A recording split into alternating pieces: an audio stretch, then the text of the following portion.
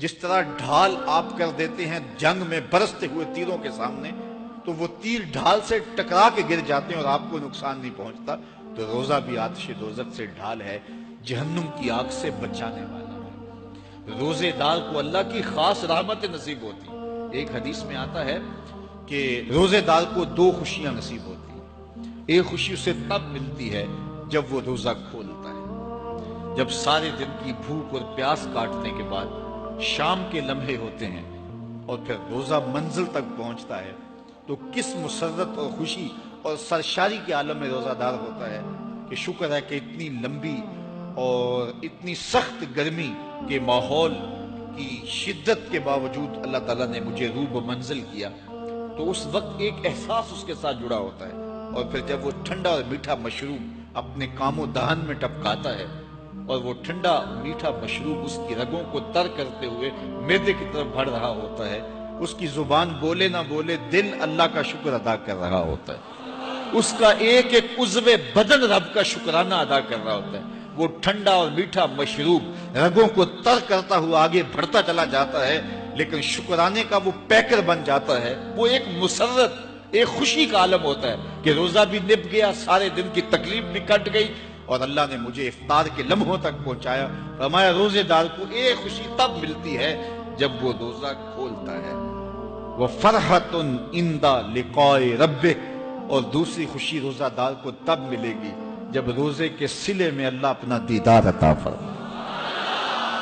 بنی آدم کے جتنے بھی عمل ہیں 10 سے لے کر 700 گنا تک اس کا ثواب اولاد آدم کو اس کا دیا جاتا ہے۔ جتنا گڑ ڈالو اتنا ہی میٹھا، تو بعض کو 10 گنا، بعض کو 70 گنا، بعض کو 100 گنا، بعض کو 700 گنا، تو 10 سے لے کر 700 گنا تک بندے کے اعمال کا صلہ دیا جاتا ہے۔ لیکن میرے حضور نے فرمایا لیکن روزہ جو ہے اللہ فرماتا ہے وہ میرے لیے ہے اور اس کا اجر میں خود عطا کروں۔ جب وہ خود عطا کرے گا تو کتنا عطا کرے گا؟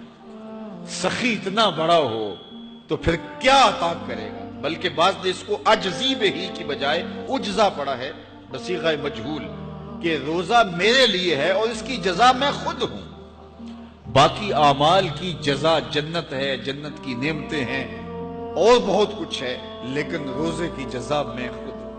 اور جس کو وہ خود مل گیا پھر جنت میں مل گئی، جنت والا جو مل گیا پھر جنت بھی مل گئی، جنت کی نعمتیں بھی مل گئی۔ تو روزہ اللہ کی خوشنودی کا ذریعہ ہے، اس کی رضا کا ذریعہ ہے۔ تو خوش نصیب لوگ روزے کی برکتیں حاصل کرتے ہیں۔ اور ایک روایت میں آتا ہے جب رمضان المبارک کا آغاز ہوتا ہے اللہ اہل ایمان کو، اپنے بندوں کو محبت کی نظر سے دیکھتا ہے، اور اللہ جس کو محبت کی نظر سے دیکھ لے پھر اسے کبھی عذاب نہیں دے گا۔ اللہ اکبر۔ تو یہ روزہ دار کے لیے اللہ کی کرم نوازیاں ہیں، اللہ کی رحمتوں کے اجالے ہیں جو اس کے اوپر برستے ہیں۔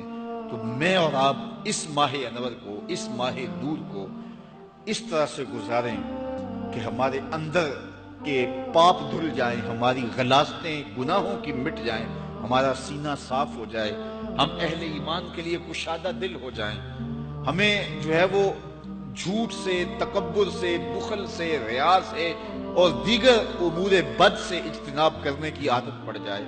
روزہ جو سکھانا چاہتا ہے ہم وہ اس سے سیکھ لیں، اور روزے کی برکات ضبط نفس کی صورت میں ہمیں نصیب ہو جائیں، تو ہم روزے کے بعد بھی، ماہ سیام کے گزرنے کے بعد بھی ایک نئی زندگی لے کر، ایک تازگی لے کر، ایک نور و روشنی لے کر کے جو ہے وہ معاشرے کے، اسلامی معاشرت کے ایک اہم فرد کی صورت کے اندر جو ہے وہ سامنے آئیں۔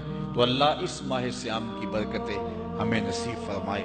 ہر سال مہینہ آتا ہے، گزر جاتا ہے، ہم پورا مہینہ بھوک کاٹتے ہیں اور پھر وہاں کے وہاں ہی کھڑے رہتے ہیں، تو پھر ہمیں سوچنا چاہیے، لیکن اگر تبدیلی آتی ہے تو پھر شکریہ ادا کرنا چاہیے۔ آج کی اس تاریخ میں ہم عزم کر کے اٹھیں کہ ہمارا یہ ماہ سیام ہماری زندگی میں ایک سنگ میل ثابت ہوگا، اور ہم ایک نئے باغپن کے ساتھ، نئے عزم